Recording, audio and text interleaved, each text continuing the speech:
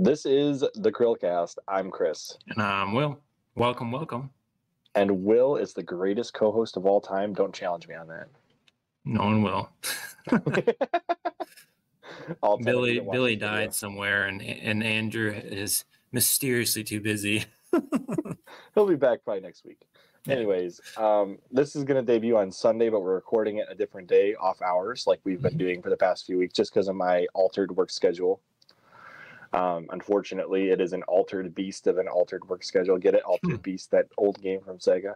Because they're not even in the console war, so that's why I brought them into this. They win. Podcast is resumed. Yep. There you go. There's the cut. All right. We used to do a lot of jump cuts back in the day because we used to have a lot more interruptions, and now got our agents in tow, and they know not to interrupt the podcast anymore. No, I'm just kidding. Bring me up fizzy water. All right. So today we're going to be talking about the current generation console war. As soon as Will stops counting his cash there, I don't know what he's doing. It sounds like a lot of paper hustling over there. Okay. So obviously the console generations have been a heated debate amongst gamers over the years because people like to fanboy hard, but it is fun to kind of speculate on which console may pull away or pull ahead and win each console war. And it's been pretty straightforward most of the time in the generations who's the winner, with the exception of the 7th gen where the Wii outsold everybody and then didn't sell any software, which was a bizarre generation to be a part of. And everybody thought the 360 won, but it actually sold the least units of all three. Yeah. So that was a weird one. But for the most part, it's been pretty straightforward. PS4 had over 100 million sales, beat out the Wii U and the Xbox One. And technically, the Switch is halfway in that generation and halfway out of that generation. So who knows how you count that. But we're going to count it in this gen for this purposes of this discussion. And obviously the PS2 one and the PS1 one and so on and so forth. Pretty clear winners previously in generations. But in this one, it's kind of weird because we have the PlayStation strategy, which is release the console and titles for it. The Xbox strategy, which is sell Game Pass on everything as much as possible. And then you've got the Switch, which is a portable hybrid system. So they're all doing their own thing for their own audience. So how do you pick a winner? Oh, I think from pure hardware and honestly probably a software standpoint, if we're including the Switch, it's going to be the Switch. I think it's probably going to be the best-selling console of all time when it's all said and done. And I mean, I feel like the amount of software that the console sells has to be higher than the other two, right? It's an insane amount of software, yeah. So if we're including that one, I'm just going to pick the Switch. It is that weird hybrid console. People are buying more than one per household in a lot of cases. And a lot of people buy it in addition to the other consoles. So they'll have the Switch regardless of what else they have. But if we're focusing on Xbox and PlayStation, I think it is, like you said, it's nuanced this generation. It is a little bit different. It's not a pure apples to apples comparison anymore. I think the PlayStation is going to sell more consoles, period. However, I do think the Xbox will pull a bit of a PlayStation 3 in this generation and sell much, much closer. They're not going to overtake them, but I think the tail end, they'll sell more consoles than PlayStation does as far as the pacing. However, that's not really their game anymore. So they are more concerned on Game Pass, like you said. And I think just from pure subscriber count, they're going to hit that 100 million subscribers. That's where they're aiming. I think they're about 35 million now. It was at least 30 last I checked. Yeah. So I think once they really hit their stride with getting all the exclusives coming from their bajillion studios that they have, and eventually maybe get on the Switch,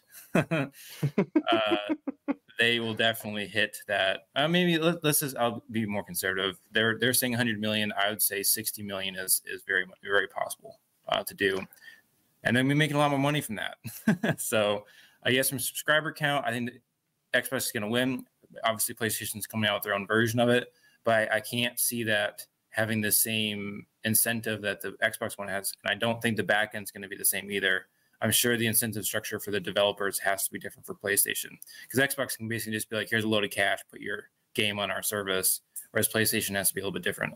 in their strategy. But they have to be more strategic just because they have less cash to throw around. Yeah. They still have a lot of cash. Like, don't get me wrong, PlayStation is Sony at this point. Sony's business model revolves around PlayStation. That's why they put such a heavy focus on it.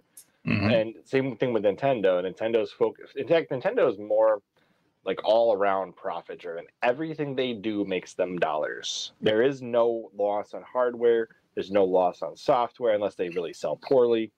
You know, like everything they put out, they have calculated is going to make a profit, and it does for the most part. There's very few things they put out where it's like no profit. Well, even the Wii U made a profit. I mean, look at how long they've denied Joy-Con drift. Yeah. I don't want to talk about their consumer practices because it's not friendly at all. All right, I do want to get into, as far as the online services, I wonder if there's a way to look up the number of PlayStation subscribers versus Xbox subscribers versus Nintendo Switch Online subscribers, because I think there's a pretty big difference in the numbers for those three services.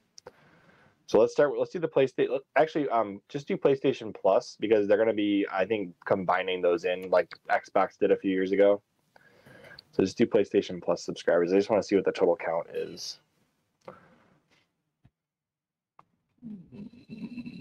Oh, so wow. All right, what does it say? 48 million, looks like. Okay, so they're 48 million total on their thing. That means that they have less than half of the total PlayStation 4 sales have PlayStation Plus accounts. So they need to convert at least really low off too. They need to convert at least 2/3 of their subscriber base to match what the Xbox has done, or rather, like 3/5. Was it 48 million or 43 million? Oh, 48 million for PlayStation Plus. Yeah. Okay, so 2/3. 2/3 is right. They need to convert about 2/3. All right, let's see if they've updated this Xbox. I am curious what their PS Now subscriber base is, because I think they still have that for the time being, but it's going away.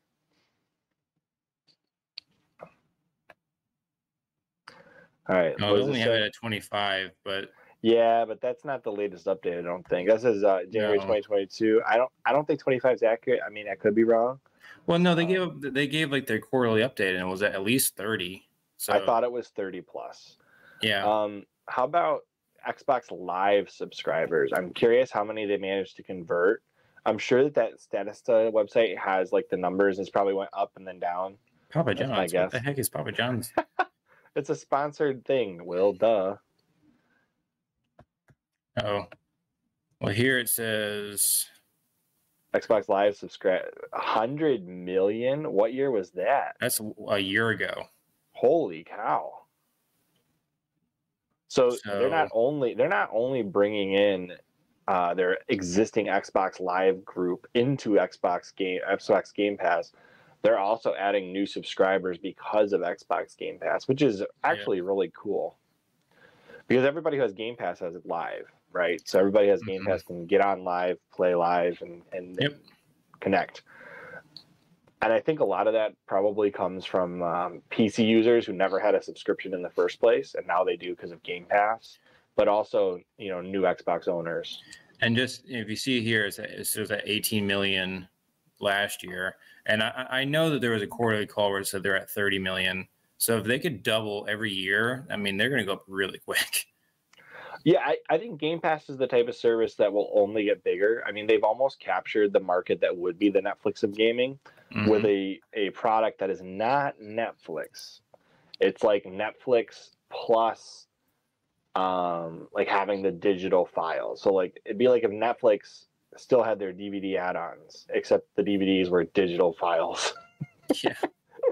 So like you can download your games. It'd be like if you could download all of your Netflix movies, and also stream them from anywhere. So like I remember when you could first stream 32 million. That's actually higher than I realized. Wow, that's not bad for Nintendo. I mean, they've got 100 million Switches out there, so it's not great, but it's not bad. I'm one of them, and now Will is too. Yeah, I am too. When Netflix first came out with a streaming service, there's only like 20 movies on there. Apocalypto was one. Another one was like that zombie one where you could have like a pet zombie. Like Zombieland? No, it wasn't Zombieland. It was Fido. That's what was the name. Yeah. I have never heard of that. I was thinking of like Warm Bodies. No, it's Fido. literally you can have a pet zombie is like the idea. I've never heard of this one. Yeah, they have like these little inhibitor collars. The first time I ever watched Netflix, it was like a French zombie movie from like the 80s. Okay. And they had English subtitles, which was good because I would never have known what was going on without that. And there was like the whole post World War II stuff going on with a bunch of dead, you know what's coming out of the water. So that was interesting. Awesome. You know, Call of Duty zombie style. Probably where they got their ideas. Anyways, but Xbox is doing an unprecedented move in gaming because before Xbox Game Pass, I think I'd have to like literally call all of my friends to find any of them that would have had a subscription for gaming other than like live or your online play. Yep. Like people Gamefly. pay for that. That? Yeah, like Gamefly, that's true. That existed.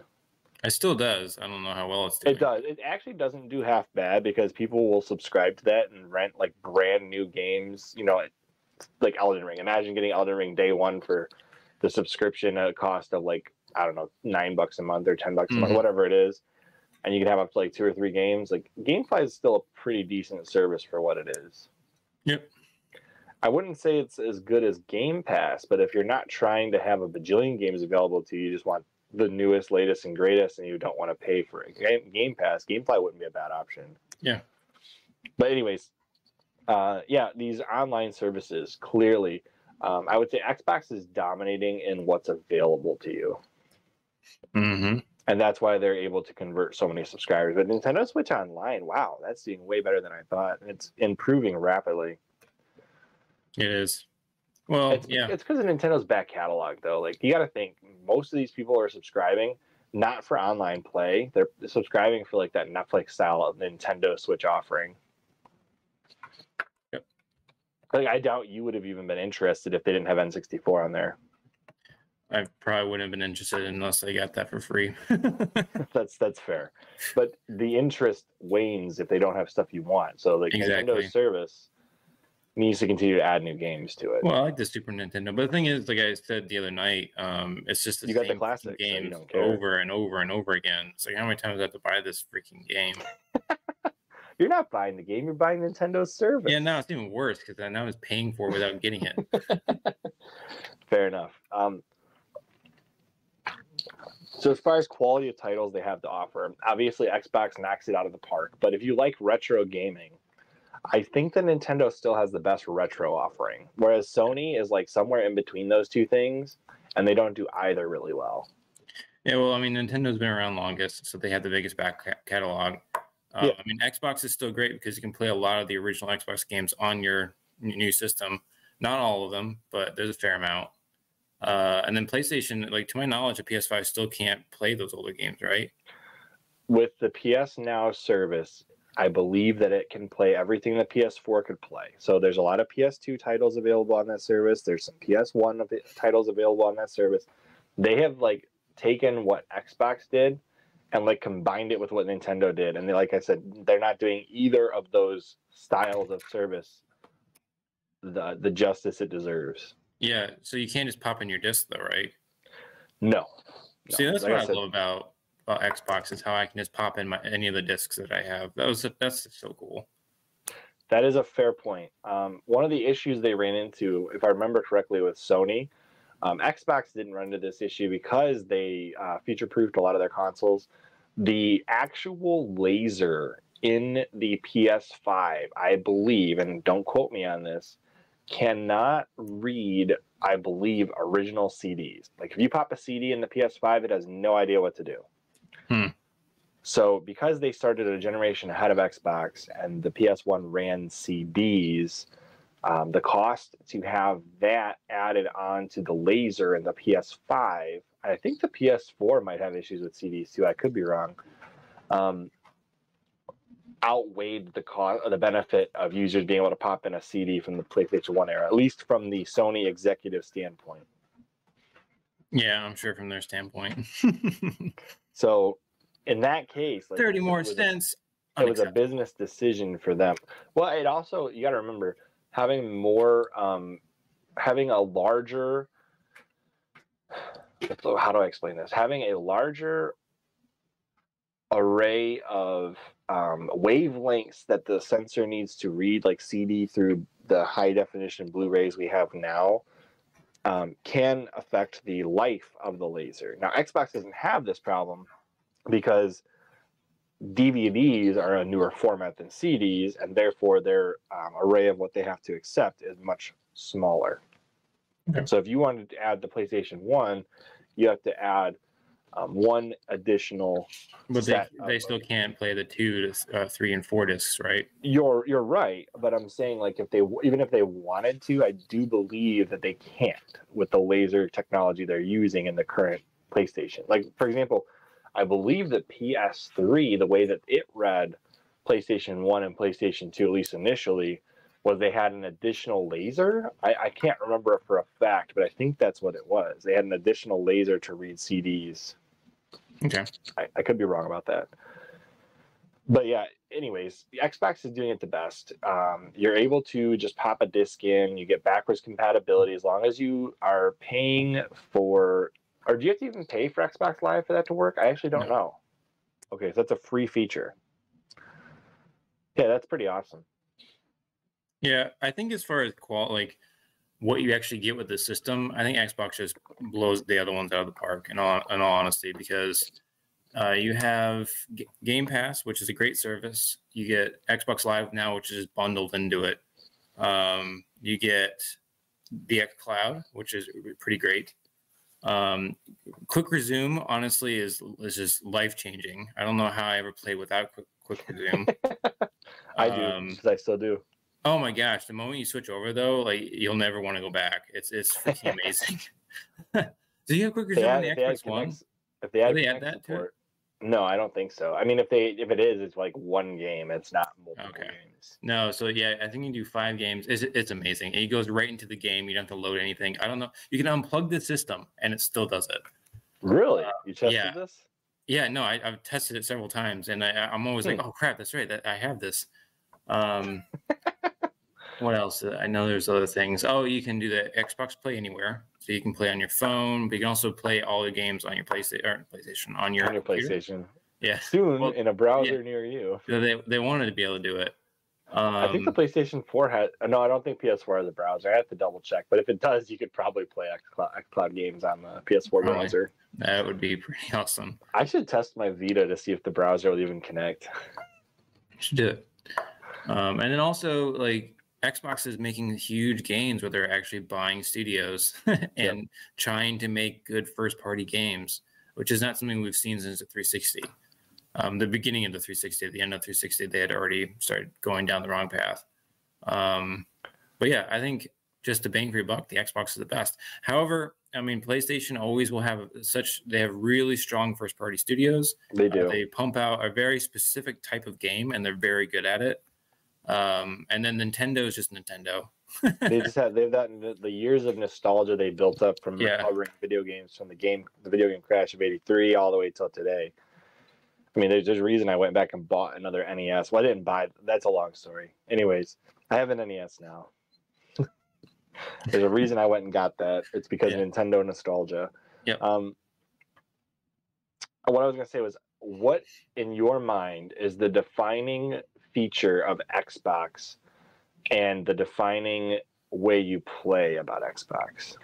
The defining feature of Xbox.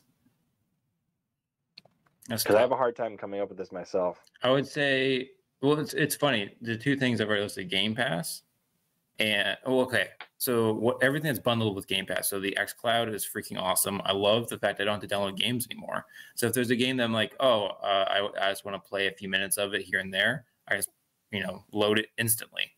And then Quick Resume is so freaking awesome. I think like on paper, it doesn't sound like it's that big of a deal. But like I jump between several games like all the time, and Claire can have one saved on there too, so she can have her own game saved, and it doesn't interfere with my games. So when you go to walk the dogs and she hops on to play Super Lucky's Tale while you're away. Yeah, or like if I'm in the shower and like suddenly she's playing the Xbox. Yeah, that's exactly right. Nice. Yeah, I've heard that's really great. As far as Xbox as a brand, like I think the defining feature is Game Pass. I don't think there's any way to disassociate Xbox from Game Pass. Like that's probably the defining feature. And then second to that, probably first person shooters. Yeah, is my in my opinion. Well, I mean, they own them all now.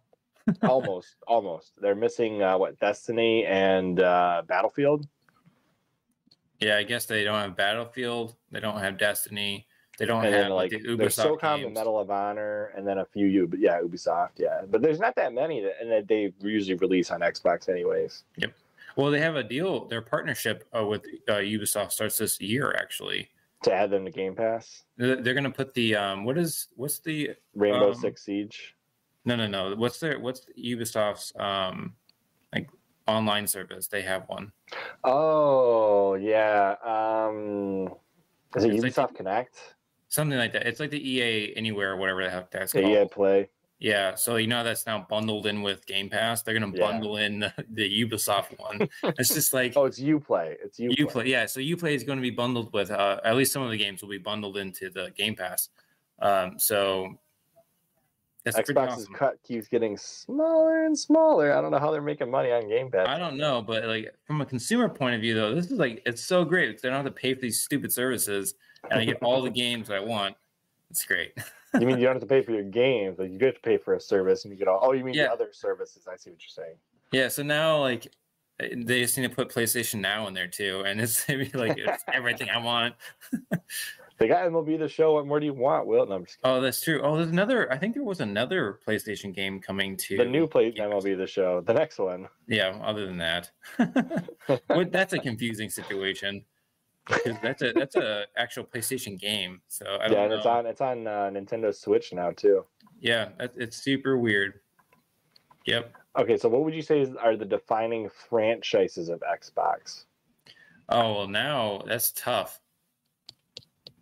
I mean, right now I think it's still like Gears and Halo, but that's going to change dramatically in the next couple of years. Once Bethesda's go exclusive. Yeah, so there's the Starfield coming out, so that's brand new IP, and then you also have that could be amazing. I hope it is. Yeah, there's rumors for new Fallout New Vegas, which is pretty exciting. I did hear about that number 2 because they got Obsidian under the same roof as Bethesda now, right?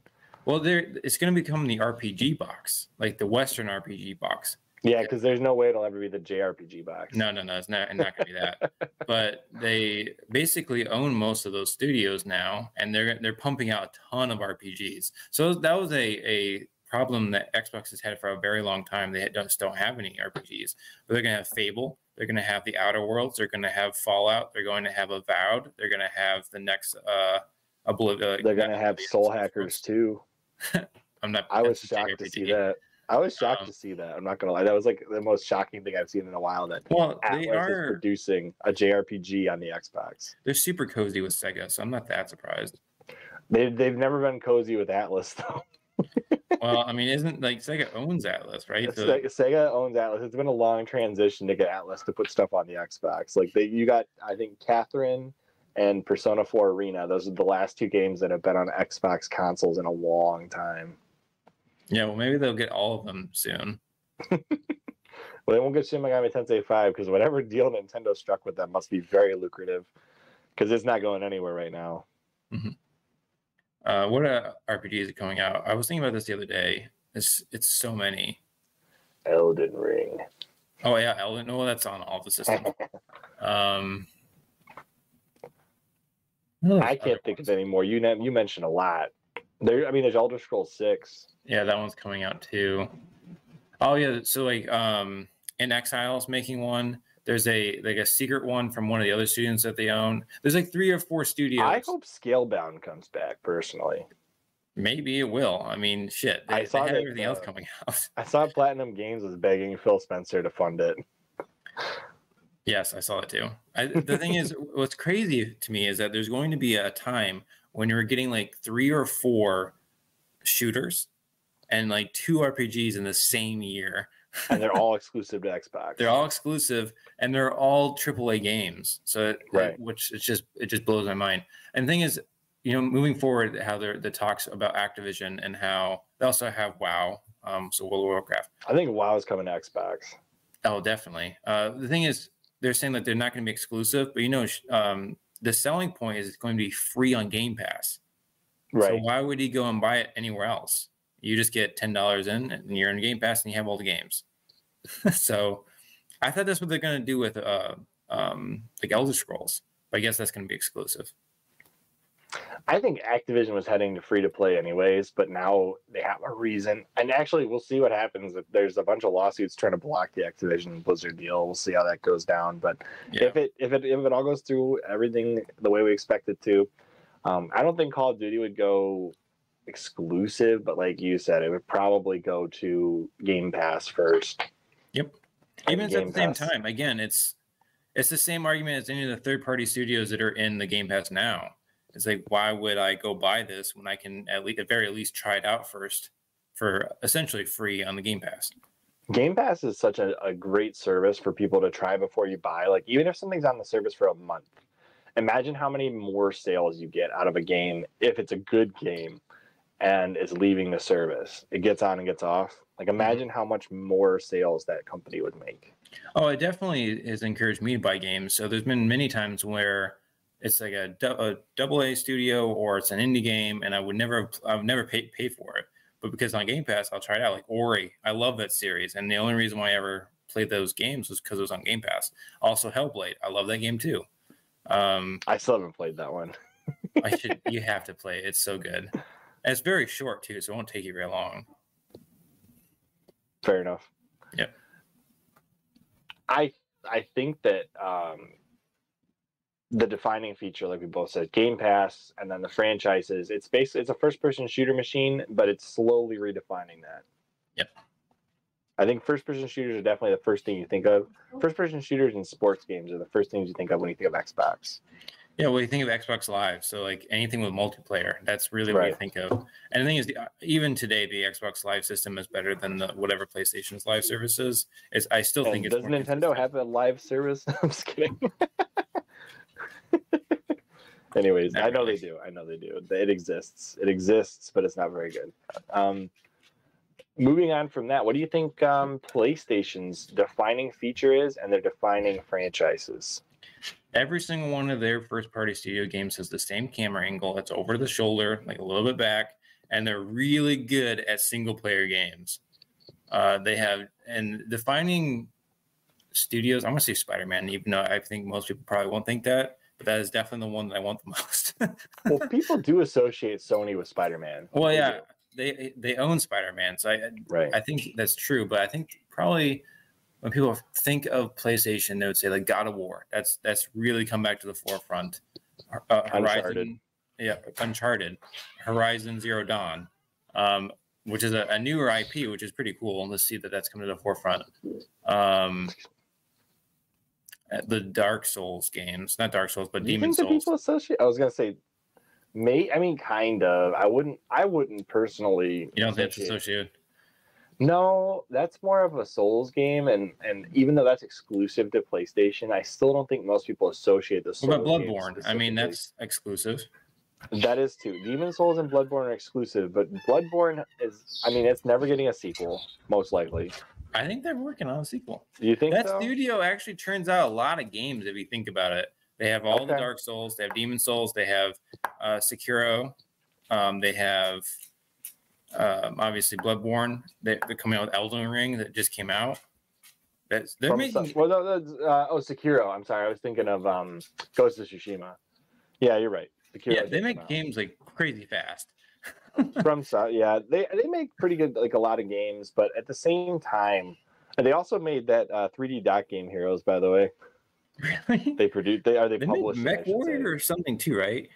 They made a lot of different stuff. I don't think Bloodborne 2 is coming only because the Souls games do so well.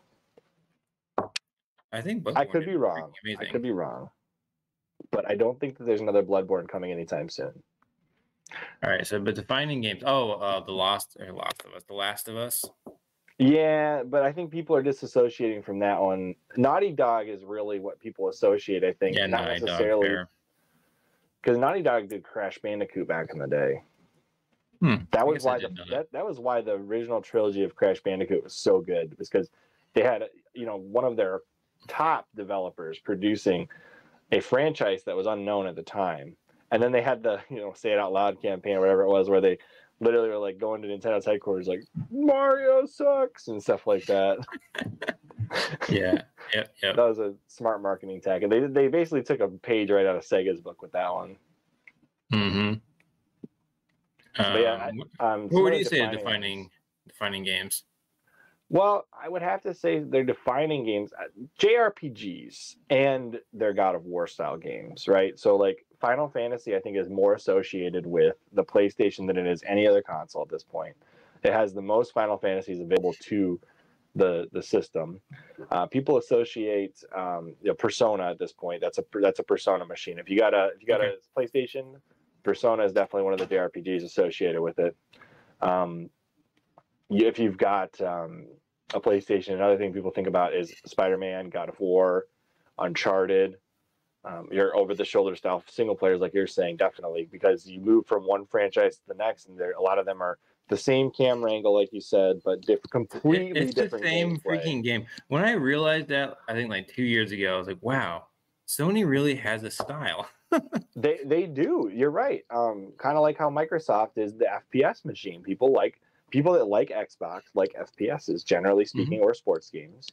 People that like Sony, they like their first person. It's funny, like how much money Sony has poured into online play when the bulk of players on PlayStation are playing single player games. I wonder what the breakdown actually is. Well, there's a reason they want Destiny. It's because they want something that drives people to their online service. They also want to make a movie, apparently. Yeah, I don't know about that. I mean, that's why they way overpaid for that studio, and I guess that's what it is. They wanted the movie rights. It's like, all right. Well, Sony is they made the Uncharted movie, and they are making a Last of Us movie. Yeah, did you see the Uncharted movie? I did not. Is it any good? I did not see it either. My point is, like, who is going to see that? But to be fair, Uncharted is like, I would go see that movie. I just don't have a chance to right now. I'm working too much. That is definitely a movie I would watch. I think it was like a bad timing. They should have released that near another game, so there's some hype around it. Yeah, you're not wrong there. I do think that it would be beneficial to them to time a game and a movie together, but they did tie it with the Nathan Drake collection on the PS5, so there's that. Oh, okay. Kind of like how Indiana Jones games usually tie in with a Blu-ray release. They are making a new Indiana Jones game. That's pretty exciting. That's that's an Xbox game, but yeah, it's being produced by Rare. No, it's Bethesda.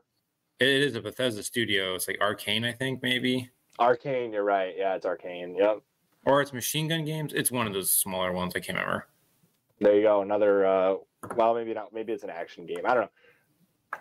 Sony definitely does really good action games. Like God of War is a great action game. They do really well with JRPGs and just overall single player experiences. Yep. And then Nintendo is like this weird. What would you say is the Nintendo's defining feature / defining, like, what defines them with the Switch? And then what do you think is their defining franchises? Their defining feature is repackaging the same shit and selling it for twice as much. And still having people excited about it. I'm not. The thing is, like, I don't understand. I buy the same shit over and over again. I don't understand how they do it. But really, it is the same thing over and over and over again. They have like 4 franchises that they just barf out more. And there's no franchise fatigue, which I don't understand how that's possible. But they usually give enough of a breather between franchises, and then you almost automatically know there's only going to be one version of that game, or maybe 2 for that entire console generation. Yeah, so that's probably why. That's fair, but instead of having like a Forza Master Chief Gears of War, it's like Master Chief in Halo, then Master Chief in Gears of War, and then Master Chief in Forza. that's Nintendo for it. It's Mario all over the place. But there's a defining franchise, obviously Mario, Zelda. What is another defining? It's funny how nobody gets mad about the Mario spin-offs. Like you're saying, like Mario Kart, Super Smash Brothers. That's the thing is, like, the other 2 consoles have to come up with like completely different franchises for those genres. Maybe they're just doing it wrong. Yeah. But Nintendo is telling just you, like, like, screw it. Mario's going to start beating people up in this one. Screw it. Mario's Xbox going should to do it really do fast. Unreal Tournament 3 with all of their first-person shooter characters. Haven't they already done a third one? I mean, maybe that's Whatever. Unreal Tournament, whatever. Yeah. Yeah, just bring in don't make it make sense. Just have everybody just get evaporated in or teleport in from an arena, Predator style. Yeah. Well, they can just make their own Fortnite. They could with all their first-person shooter characters, Yeah. even their non-first-person shooter characters. Yep. As long as they get Arby in there, let's get some love for Arby finally. Yes. Yeah. With lots of Arby's ads. No, but that's what I'm saying. Like the defining feature, you're right. It's the party games with Mario. I think that's part of it. What it is the party games. Like they've made some of the best party games ever. It is true. Where Xbox dominates multiplayer online, Nintendo dominates couch co-op. Mm-hmm. Yeah, well, they turned a lot of their other franchises, like on the Wii, into co-op games. So like Super Mario Brothers is actually like a full-on co-op game now. Yeah. Up to 4 players now, I think even. I think it was on the Wii U too. I'm pretty sure. It definitely was on the Wii U. It had 4 players. What's another defining like game series on there other than Mario and Zelda? Well, you got Metroid. Oh God, Metroid. I don't know why I never. Samus is an important character that does not get that many games. A Donkey Kong, like the country Donkey Kong, there's another one. Oh my gosh, there's 2. I freaking love those series. I knew there's Kong more. Gave birth to Mario.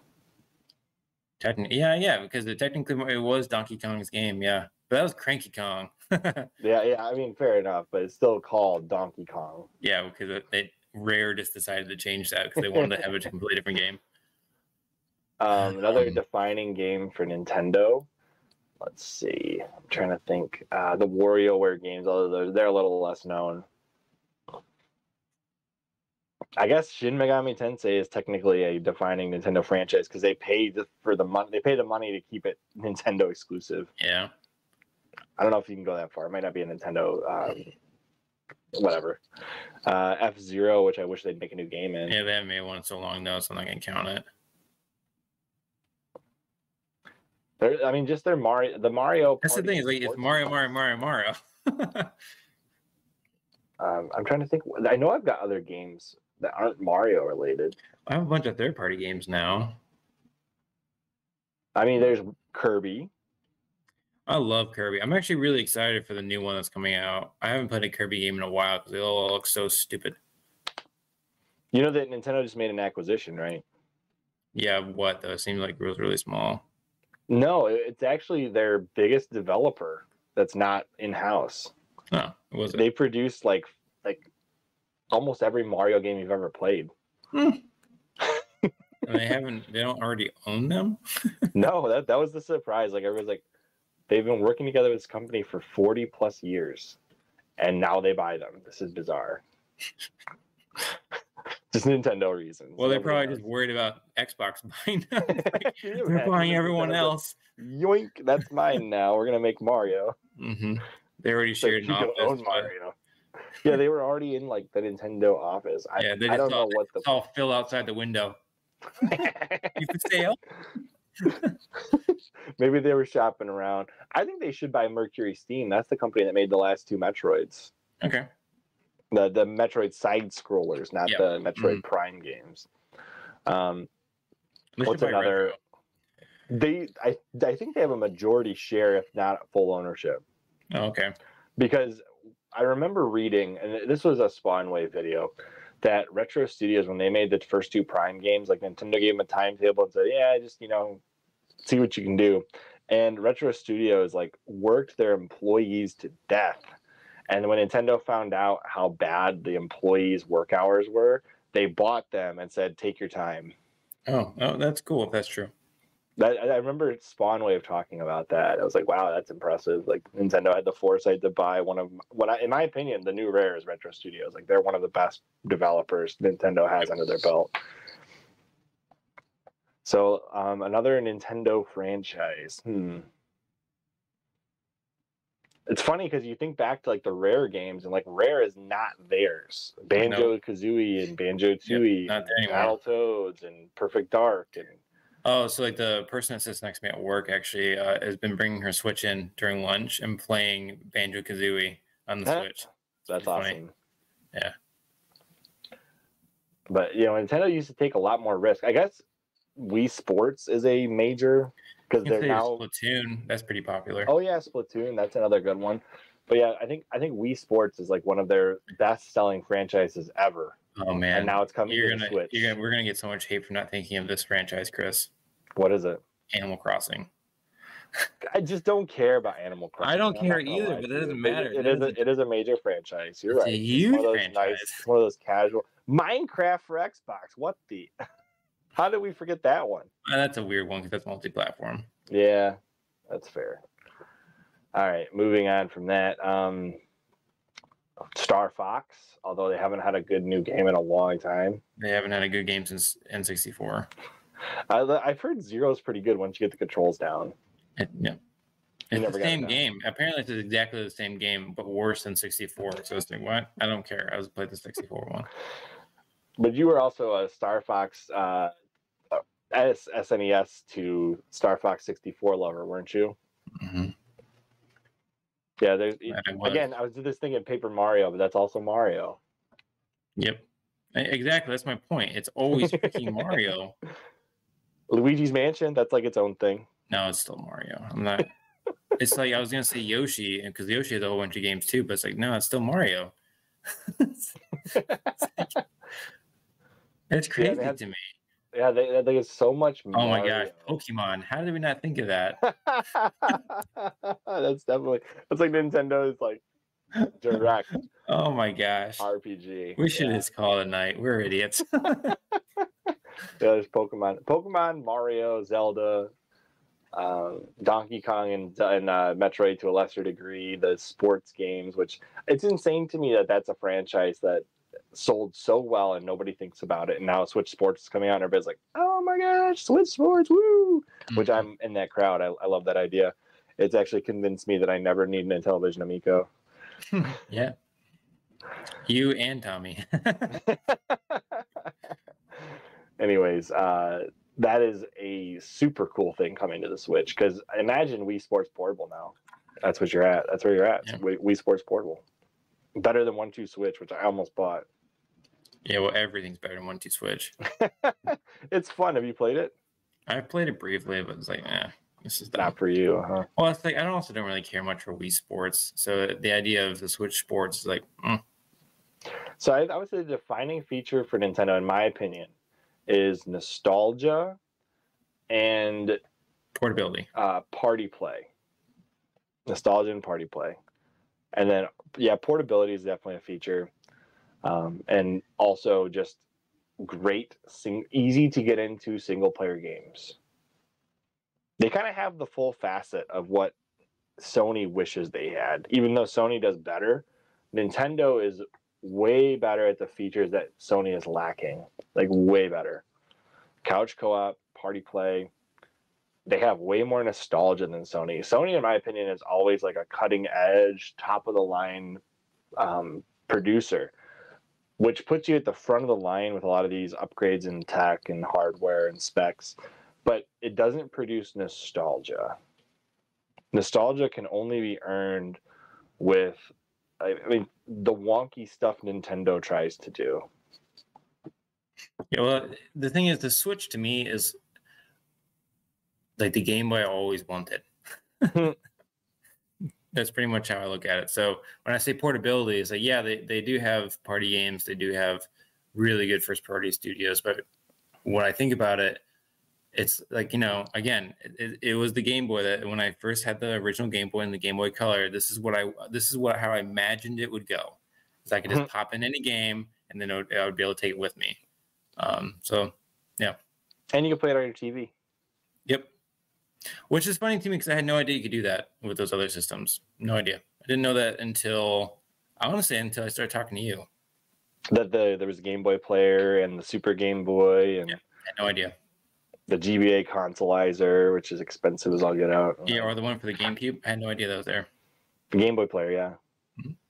Yeah, there's also so I just discovered through the Retro Future that they actually had a bootleg system that would plug into the Game Boy Advance SP and let you play Famicom games on your Game Boy Advance SP. Yeah, that's a thing that exists. I don't know why, but It's like this hulking thing with like a giant, it's a full-blown like Famicom clone board in this ridiculous add-on that connects to the GBA slot, and it needs a Game Boy Advance game in the slot to trick the system into thinking it's playing an actual Game Boy Advance game, so that it can boot the Famicom emulator in the. It's ridiculous. It's the person that had the time to invent this probably could have just made a Famicom portable. Yep. But no, that wouldn't be as cool. You wouldn't be talking about it right now. That's, I mean, fair point. Kind of like the Super 8, which I am almost done with the script for, the video for that, and that'll be an interesting video to finally put out. Cool. And I'm working on what I'm calling the ultimate PlayStation ecosystem ever. It's the last generation, because I think the PS5 ecosystem is not nearly as good as the PS4's was. But I do think that Sony will still pull ahead. Whatever they're doing right now, and it's the same thing they did right last gen, is the same thing they recovered from in the PlayStation 3 generation. So I do think the PlayStation will probably win consoles. Now, if you're adding in the hybrid ability of the Switch as a console, I think the Switch will probably still outsell both of the other consoles. I don't know how the PlayStation could ever catch up to that. I can't see that. The hardest part for me is like the PlayStation 5, although it is several steps forward, like the PlayStation 4 is still with it. So like it's almost like if you were to combine the PS4 and the PS5 together, it would probably outsell the Switch. But the PS5 on its own and the PS4 on its own probably won't. No, and the thing is, there's no for me anyway. There's no real reason to buy the PlayStation 5 yet. No, there really isn't. No exclusive game. Demon Souls. What? Oh, Demon Souls. Well, the remaster, not the old one. Yeah, you get the PS3 version and the old version. You have they've come out and admit that they can't make more PlayStation 5 consoles, at least not as many as they want. So they're actually going to change a lot of the exclusive games to actually be on both systems now, because they realize that no one's going to buy them. So I'm curious if they do that with Spider-Man, the next Spider-Man game. I really have no reason to buy the PlayStation 5. Then you'll get a 4 and be happy. Mm-hmm. I'll have everything I want if I can find a 4. I won't get a 5 for now because I still enjoy remote playing my 4 on my Vita, which has actual hardware compatibility. Mm-hmm. Now, if the Steam Deck turns out to be like the ultimate remote play machine for all of my consoles, then Steam Decks, I'm all in. That's it. That's end game for me. I'm buy these consoles and remote play them. Nice. But we'll have to see, because I think it's a high speed internet chip in the Steam Deck on purpose for that exact reason. Okay. Now, what do you think the defining franchise for Valve is? Just to throw a curveball in there. Portal. What about Half-Life? The thing is, Half-Life is the other one, but for whatever reason, Portal is the first one I always think of. So did you know there's a new Portal game coming to the Steam Deck?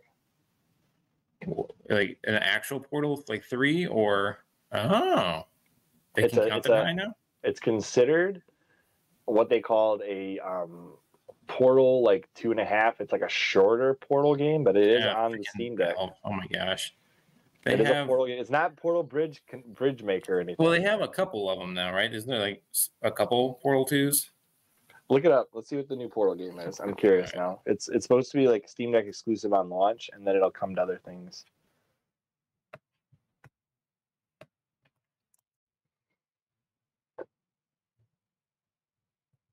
Oh, and then look up the Nintendo developer that Nintendo bought after that. Let's see. So it's not Portal 3, but Valve has a new free Steam Deck game that ties to Portal. So it says Portal fans, let's see, just Steam Deck pre-orders started going out. Valve dropped a surprise trailer for the Aperture Dust Job, a free Steam Deck game that's coming on March 1st and set within the world of Portal. Oh my gosh. Freaking Valve, man. We know what you want. Cover that. Skyran's gonna have to cover that. That'll be cool because he'll be able to see the real office of Aperture again. All right, look up the developer that studio, the developer that Nintendo bought. And you can see the ridiculous list of games they've produced.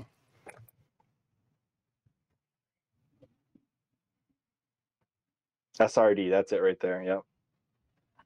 They've made like almost all of the Mario and Zelda games prior to the Switch, other than the Capcom ones, and they're making Mario Strikers. Oh, if you go, there's an actual press release Nintendo put out where they listed every game the studio made, and it's like, what? Yeah. Holy cow! They're like, this is basically Nintendo. Oh my gosh, I don't want to. Just eat the cookies. Come on. I don't like cookies. They make me fat. All right, scroll down and see who's got the list.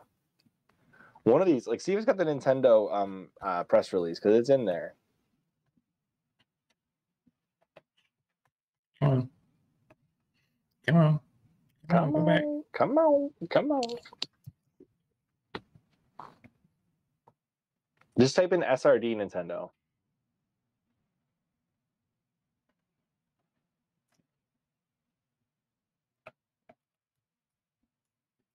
Come on. Yes. Wow, this is going to be a rough part of the podcast. No, how much pressure? There you go.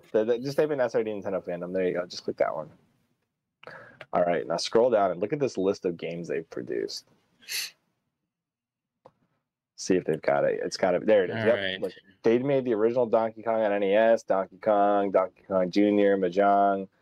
You know, I mean, just look at this. Excite Bike, Super Mario Bros. 2, Zelda. Super Mario Bros. 3, Super Mario World, Legend of Zelda, Link to the Past, Link's Awakening. It's literally every game. I know. Like, how ridiculous is it that this company was not already Nintendo's? Oh my goodness. This is basically Nintendo. They just bought themselves. They made the eShop. Not much money. That's why they're shutting it down. Oh my, I'm super disappointed. Maybe they'll make another one now that they actually own them. Yeah, it's like, hey, we're buying you so we can shut the eShop down. That's the only reason. I wonder if that actually is the reason. Like SRD's like, we're keeping the eShop open. Yeah. And Nintendo's like, no, shut it down. We won't. All right, we're shutting you. Oh, they did the down. Ring Fit Adventure. You like that, right? Yeah, that's a cool one. Animal Crossing: New Horizons. They made all of the most popular franchises like ever. But it's ridiculous. Wow. Again, like, how do they not already own that? Right. Like, what the? That's What crazy. were you doing? Like, Phil's like, That's probably what it is. He was in the bushes waiting. He's like got a contract in hand, ready to walk in, and then you see like, you know, Sakurai's like, stay away or I'll challenge you to a duel. Oh my gosh. Yeah, it's insane that Nintendo did not own this company. Like, I can't believe they didn't own this company. Mm-hmm. All right, here's the next question then. Since we've brought up other developers and consoles, what would it take for a major fourth party to enter the console arena right now? A lot of money. How could they be different? That's a good question. I don't know how they could be different. I don't think that I hesitate to say this, but honestly, I don't think it's oversaturated yet. I think it's probably getting there. I think there could be a fourth party that enters, but they have to go the route that Phil has gone the last 6 years or so, 6 or 7 years, where he's slowly building up to it. Whereas like Google and Amazon want everything to happen immediately. Yeah, So they aren't companies that wait. No. So like the Stadia failed in large part because I don't know what the hell their thought process was behind that console. They needed to build it up to a point where it actually made sense to release it, first of all. Second of all, not necessarily just have exclusives for it, but they needed to have games on it they didn't have to keep buying. So like have it their own Game Pass service. That would have been a perfect console for that. And they could have beaten Xbox to the punch. I'm sure they have the technology to do it. Oh, yeah, they definitely do. And the money to do it. I think the other thing that people forget is it does not take AAA dev studios to break into the console market. Look at Evercade. Look at what Evercade's doing. They're taking and buying rights to games and collections and making partnerships, which is something that takes a lot of work to do. And they're releasing old cartridges, and they're not overselling or underselling. They're hitting the mark, and they're surviving. Yep. They have taken the retro market by storm. Mm-hmm. And that's something that I think most companies were trying to do, but kind of half-assing it, like, pardon my French, but, you know, and I think Evercade really hit the mark. Like, they said, okay, what can we do to provide this retro entertainment for a low cost? You can get a la carte, buy whatever carts you want, and we don't need to have the digital storefront to do it. Another thing is it's the mindset. So Evercade, I obviously don't know them personally, but from what I can gather from the company, it's a consumer mindset. So it's like, how do we give a lot to the consumer and give them a lot of bang for the buck? Whereas a lot of these new companies that are trying to join this space are just saying, like, well, how can we screw them over to get the most amount of money? That's really the mindset. So again, going back to Stadia, you have to buy the Stadia, you have to buy the subscription service. You also had to buy the games at full price. So it's like, how is that sustainable? That's the dumbest concept ever. But from Google's perspective, that probably made sense. It's like, well, we're Google. We should be able to charge whatever we want for this, for this premium service that we're providing you. Whereas, the other companies, there's been moments in their history where they've done that, but they quickly change and they try to give the most, the most to their consumer that they possibly can without going bankrupt. Right. And that's a long process that all those companies have gone through, where now they're all in a pretty good spot. I think I honestly feel like PlayStation is probably in the worst spot in that still. But again, like all these other companies coming in, they're like, well, it's like $100 billion market now, and we want all of it. And we're not going to gain trust. We're not going to actually give people something new. We're not going to give them value. We just want you to pay like we've been here for 30 years and we have that trust already. And it's just, no, I don't believe you. I think Evercade, what they did right was they said, okay, look, if we're going to release retro games on a retro-based console, what do we need? Well, one, carts. Carts are key for retro gamers, right? That's the first step. That was a good choice. Having a lot of games on one cart, not my preference, but it allows you to have more value on the cart. And then they said, okay, what's the next thing? All right, what do people play with on retro consoles? D-pad. Focus on a good D-pad, right? Mm-hmm. And then what's next? The quality of the buttons, right? So they made sure they had a good quality of buttons. And then what's something you don't need necessarily for a retro-based console? Good screen. Good screen, yeah, exactly. So you get a backlit screen with high enough fidelity that you can play the retro games and not break the bank. They did it right. I mean, nobody prior to that had done it right. And they launched a console. It's out for the public, and it works. And I'm more and more enticed to buy it every day when I see these old collections, because I like old games like, what is it, Tank or it's like the Wii Tanks, but it's the version that Atari put out. Like, there's some good games. There's also a lot of games on that you couldn't get originally. So like a lot of European games. Yeah, that's true. There's games that were released in other countries that are now getting releases in the United States on the Evercade system. It's cool. A pretty awesome preservation project. And like Pete was saying, when they do updates, it doesn't go to the system.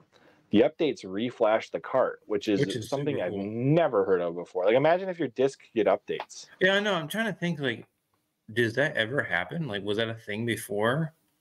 I think because 3DS has storage on the carts. I think some 3DS games have had patches applied to the carts, but not very much. Mm-hmm. Like the Vita carts are like read only. You can't reflash them.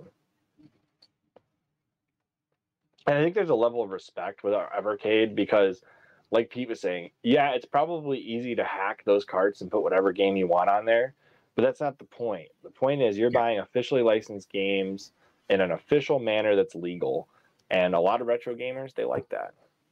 Yeah. And that's something a lot of people don't think about. You can corner a niche of the market if you do it really well. Yeah. I mean, that is what Nintendo has done. A big niche, not a. It's not. Yeah. Is it a niche when it's that big? Yeah, it is. I think so. And they've like created their own. And I can say niche, by the way. So they created their own niche for sure. Niche. I don't like it. I don't like saying that. It's like quiche, and it's like it sounds weird to me. It's like that philosopher Nietzsche or Nietzsche or whatever his name is. No, not spelled the same. I know that's like Niettzche or something like that. And I remember my philosophy professor pronounced it Nietzsche. I was like, really, Nietzsche? Okay. Anyways, I think that exists. Like you can have one-off companies that make a specific product for a specific audience. As long as the audience is large enough, it's sustainable. And I think if you're going after too big of a market that doesn't understand your product, like I think that might be one of the major weaknesses of a company that we've talked about prior, where they're going after a market that I don't know if it exists. Yeah. And until they release the product, which they haven't done yet, we won't know if it exists. That was my concern when we first talked about it. It's like, who would want this? And the Switch is slowly eating whatever market they could have had. Yeah. Well, another thing is the answer to their question was just release some games for the other consoles, and then you fix that problem. You don't need a whole nother console for it. Parental controls and release those same games, and you pretty much defeated the purpose. But if they could have got the console out at the time they wanted to, that market might have been there. I think the longer they wait, the less likely that market's going to exist. Like, look at the Atari VCS. There is a decent chunk of people that own one right now. And Antstream Arcade has made a killing on people being on that platform. So if you can hit a niche audience that already exists on a platform like the Atari VCS, and people that want to play their Atari VCS, Antstream Arcade has done a good job getting retro and also like some newer games that are retro inspired on that service. And Antstream does pretty well. It's also on PC though, so like you can get it on your PC. Yeah. I think Zio is subscribed on his PC. So like Antstream is filling a void that the Game Pass doesn't have by running the same style service with retro games. For now, till Microsoft gets Antstream. They could. I mean, they could buy Antstream. That would not surprise me, actually. Imagine then Atari's one main service is Antstream, and it's Microsoft owned. Yep. Now, did you know that Game Pass and for PC and I think also xCloud runs on the Atari VCS? Oh, not surprised. Phil wants it on everything.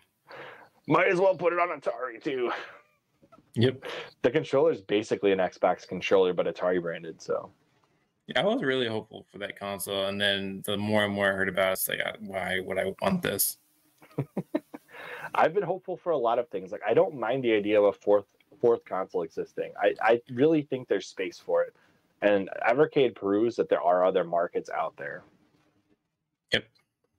Like Analog. Analog's proved that there's a retro audience that wants new HD versions of old consoles. That exists.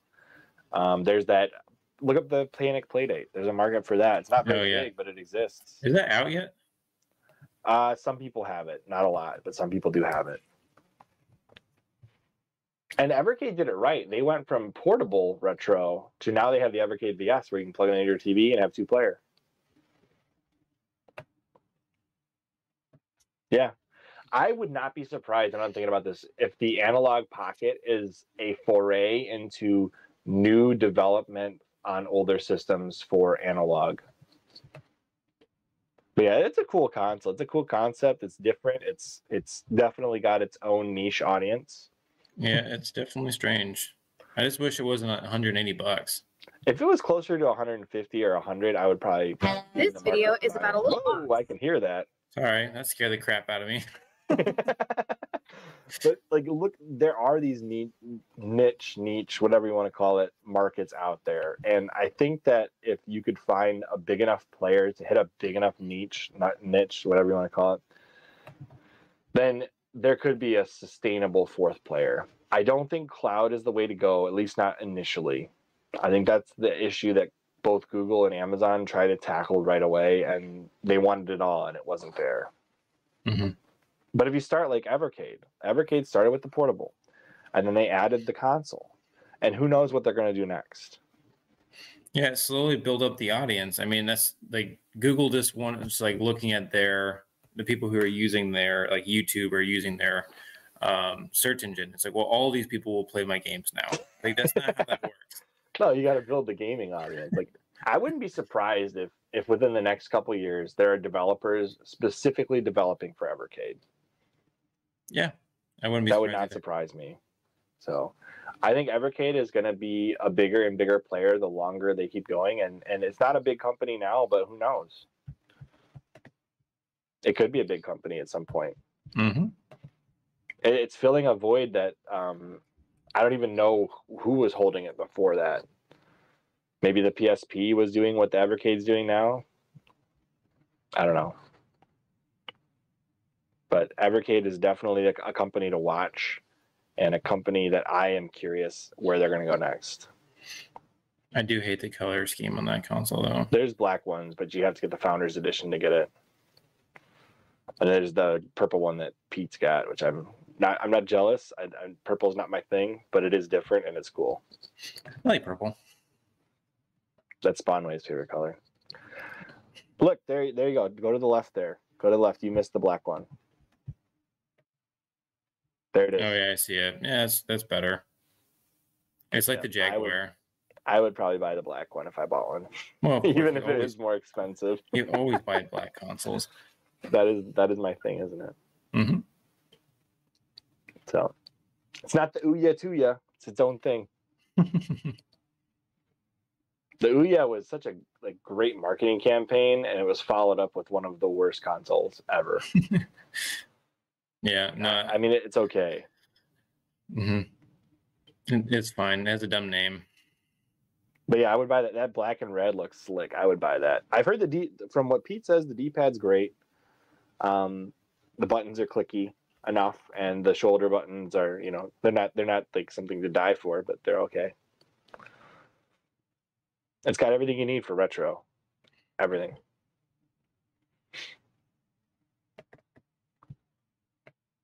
I'd say the defining feature of this is the fact that it has carts and collections.